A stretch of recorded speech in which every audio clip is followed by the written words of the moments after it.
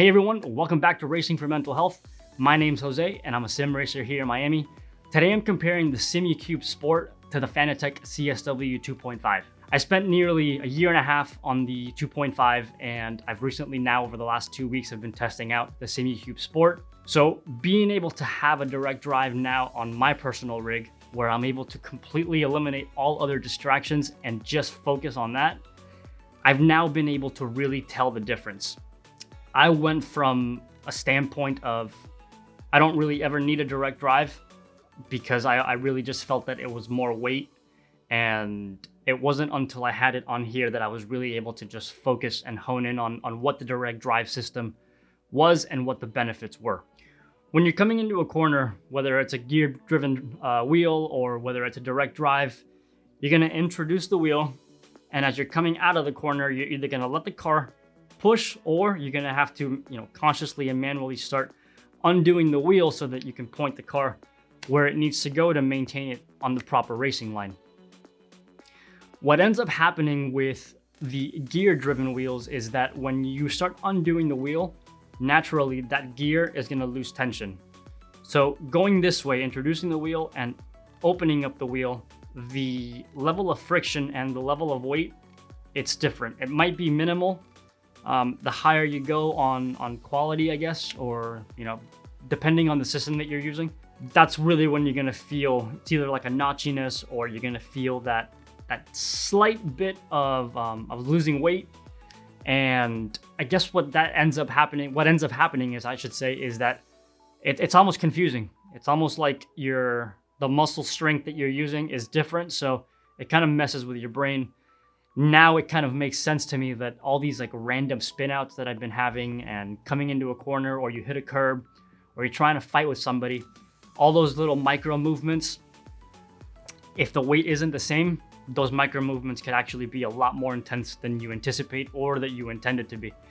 So coming into the direct drive system, the difference that I have really felt is in corner exit. This has been the biggest change, I should say, using a direct drive system. And what I mean by corner exit is that, once again, when you're coming into a corner, you introduce the wheel.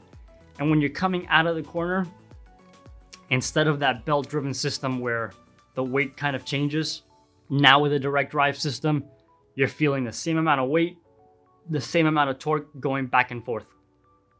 What that allows me to do what that allows me to feel really, is just a significant amount more confidence in the wheel and in myself, just being able to position the car where I need to. A couple of examples would just be the first 2 laps of a race when it's a lot going on, you're constantly fighting for position and you really have to be specific where you place the car.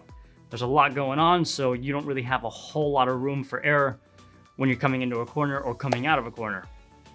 Another thing is if you have a car next to you and you really have to be precise, the direct drive system, not just because of the weight, but because of the even pressure on both sides, you're really able to wiggle that car around and keep it in position. Something else we can discuss is force feedback.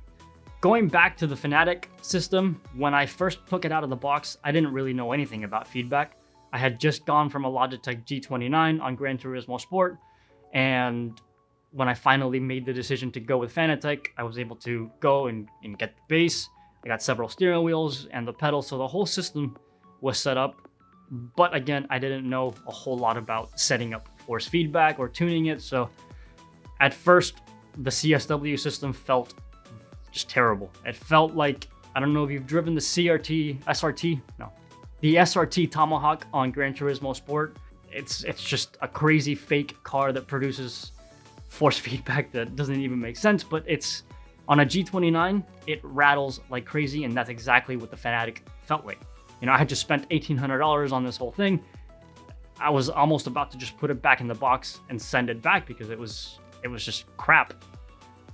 I started realizing that you really need to spend some time tuning feedback.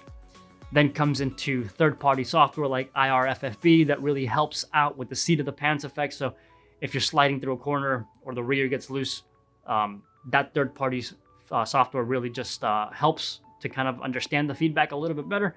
And I have noticed that you're able to catch the car a lot more. Going through the direct drive system, you're just using built-in Simucube software. There's a few profiles in there, but it's also very easy to go in and move some sliders around until you get the desired effect. There's no need for any other software. The base itself, I've noticed it now several times where I do get a much bigger slide than I've ever had in any of the other cars. Now that I'm able to push a lot more, the car does get loose. But coming through a corner, you have that confidence now that if you need to counter steer, you're gonna be able to counter steer with the right amount of force, the right amount of torque. And I think 3 times in my last race, came into the corner a little bit too hot, but I was able to recover the car every single time. Not something that I had all the confidence in the world to do with the 2.5. So being able to have that direct drive has been incredibly beneficial, I think, the last 2 weeks. It's given me just a bit more data, a bit more information when I'm driving, and that muscle memory is starting to come into play, and I'm starting to feel the car a lot more. I can remember now going through specific corners. We drive the same track every single day throughout the week. So specifically this week, we're at Road America, and it's now a lot more muscle memory than having to try to guess.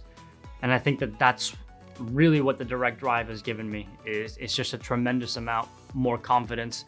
And I really have to thank my partners at Ricmotech for allowing me to test this Simucube over here and really just kind of understand what the whole direct drive system is. I'm definitely gonna be going over to direct drive just because going over from that and going back to a belt drive system doesn't make a whole lot of sense. I've really felt that I've improved just a little bit more, and I'm really looking forward to seeing what else I can extract out of the direct drive. So with that being said, it's gonna be it for this one. If you are looking at a direct drive system, I highly recommend the Simucube because we are working together with Ricmotech, and they are right over here. So if you ever need anything, I can be your direct link to Ricmotech as well. So again, with that being said, thank you so much for watching. I'll see you in the next one. See you later.